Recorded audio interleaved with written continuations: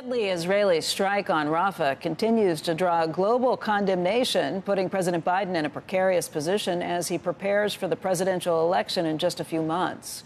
Joining us right now is Michael Froman. He is the president of the Council on Foreign Relations and former trade representative under President Obama. And Michael, thank you for being here today. Thanks for having me.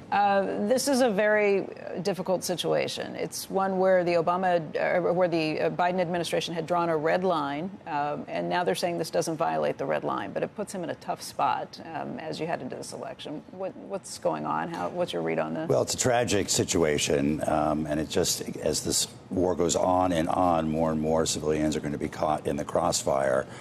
Israel has been heading into Rafah, not with the overwhelming force that I think some expected, but they're getting closer and closer to the center of Rafah. Prime Minister Netanyahu indicated this was a terrible mistake, a tragic mistake on their part. But in many respects, Israel is losing the public relations war. It's losing support around the world, including in Europe, which is more and more European countries now recognizing the Palestinian state. And the longer this goes on, the more difficult it is going to be. It's why it's so important that the war come to an end. They get the hostages out.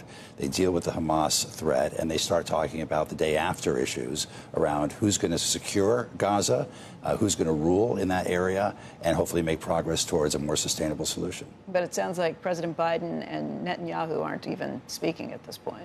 Well, there's more tension now, perhaps, or there has been more tension in the relationship than in recent history. I think there's a lot of interaction going on behind the scenes.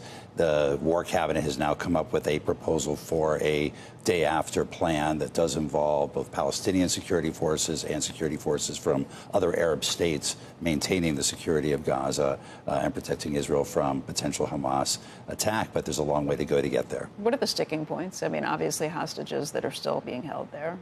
Hostages, the remaining divisions of the brigades of Hamas that continue to pose a threat to Israel, being able to return to the north of Israel from Hezbollah attacks, rocket attacks from Lebanon. Those are all issues that need to get resolved.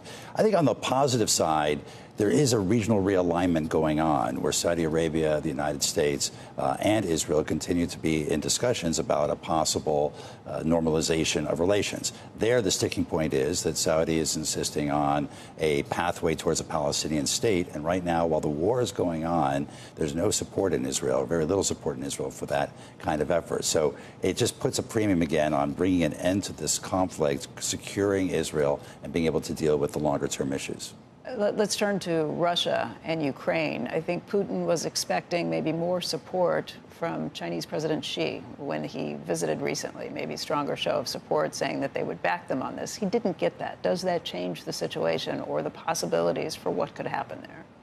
Well, I think China has decided to support Russia to a great degree. They're not sending weapons per se, but they're providing a lot of the underlying dual-use material, including rocket fuel and microelectronics. And there is, again, a very close relationship there. They've met, President Xi, President Putin have met, I think, over 40 times. They are developing a very different kind of relationship. But the statement that she put out did not give the support or the ground cover, I think, that Putin had been hoping for.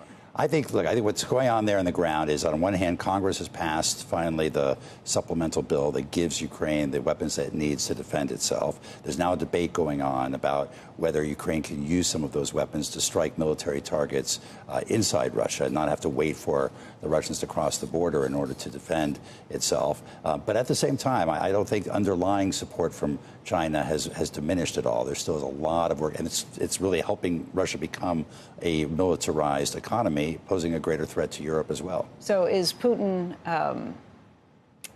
was this a complete non-starter when he said we can start having peace talks if we talk about where the lines are drawn right now? Well, I think he's often said we're happy to sit down and talk, provided we get to keep everything that we have taken from Ukraine. So that's not a real basis for a conversation. I think at this point he probably is trying to wait out the United States, wait out the election, see if things change here. There's greater certainty now that Ukraine has support from the U.S. and Europe, including military support, and that military support is being delivered on the ground. And hopefully Ukraine will be able to both defend itself, push Russia back, change some facts on the ground so that when it is the right time to negotiate, they're doing so from a position of strength. And you don't see Europe weakening its resolve on this. It's in their backyard. I think as long as the U.S. is at the table and continues to do its part, Europe will be there. There's been a lot of discussion between President Macron, Chancellor Scholz about Europe coming together, standing up its own strategic autonomy, defense capability.